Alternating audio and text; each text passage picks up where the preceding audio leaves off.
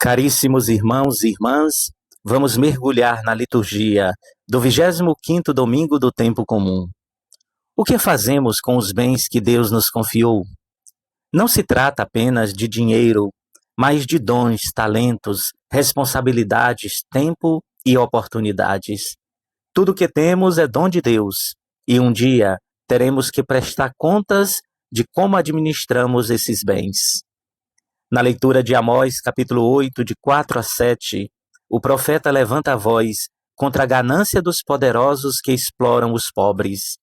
Ele denuncia os comerciantes que falsificavam medidas, compravam os necessitados por um par de sandálias e transformavam o sagrado em ocasião de lucro. O grito do profeta continua atual. A injustiça social é uma afronta ao próprio Deus. Não partilhar os próprios bens com os necessitados é roubá-los e tirar-lhes a vida. Amós, portanto, nos chama a uma conversão econômica, a uma vida de justiça, honestidade e partilha.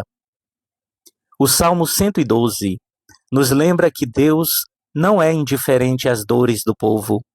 Ele levanta do pó o indigente e ergue do lixo o pobre, para colocá-lo entre os nobres. Este é o Deus da vida, que se coloca do lado dos humilhados e esquecidos.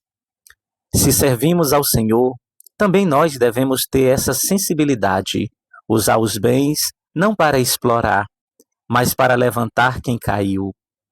Na carta de 1 Timóteo, capítulo 2, versículos de 1 a 8, o apóstolo Paulo nos exorta a rezar pelas autoridades e governantes, mas não para que tenham poder, e sim para que governem com justiça, garantindo paz, dignidade e igualdade para todos.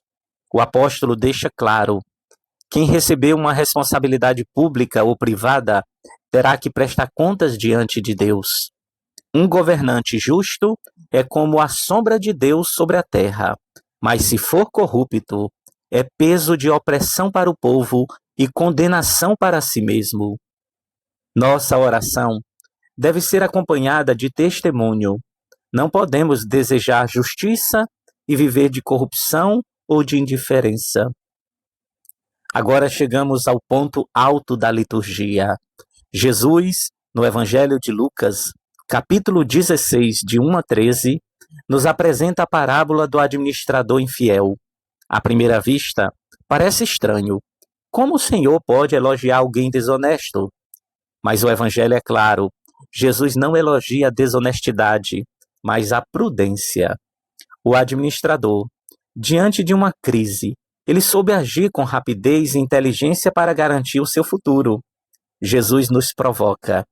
Se os filhos das trevas são tão espertos para assegurar os seus interesses, por que os filhos da luz não são mais prudentes para garantir a vida eterna? No versículo 9 do Evangelho, Jesus disse, aspas, usai o dinheiro injusto para fazer amigos, pois quando acabar, eles vos receberão nas moradas eternas.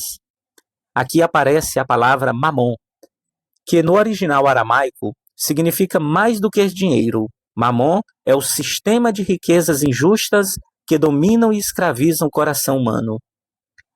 Por isso Jesus afirma, não podeis servir a Deus e ao dinheiro. O dinheiro, quando se torna um fim em si mesmo, é ídolo.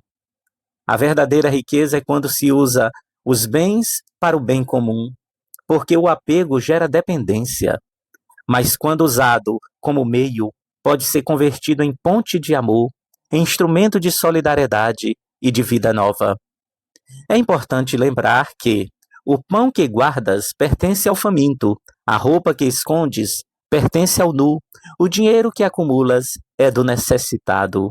Portanto, não se trata de rejeitar os bens, mas de colocá-los a serviço do reino.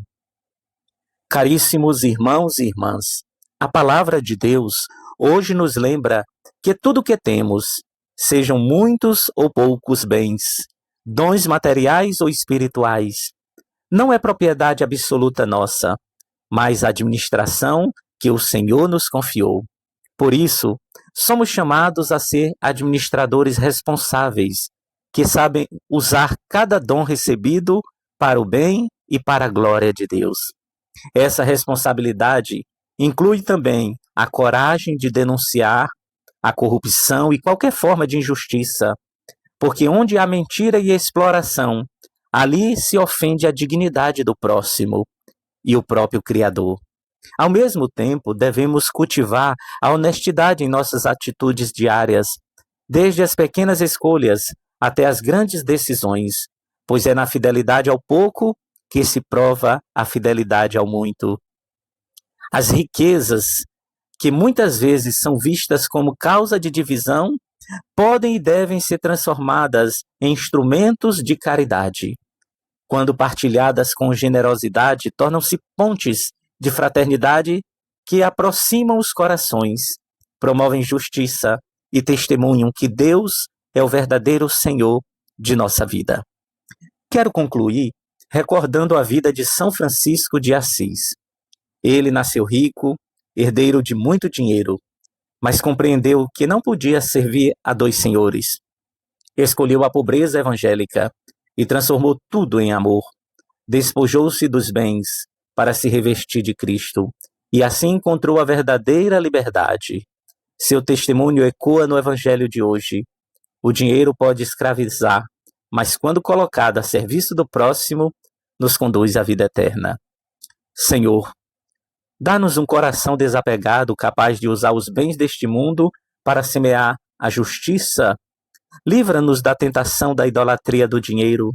Ensina-nos a ser prudentes no bem, responsáveis com os dons que nos confiastes e fiéis até o fim. Que o testemunho de São Francisco e de todos os santos nos inspire a escolher sempre a Ti, o único Senhor das nossas vidas. Deus abençoe você e sua família, em nome do Pai, do Filho e do Espírito Santo. Amém.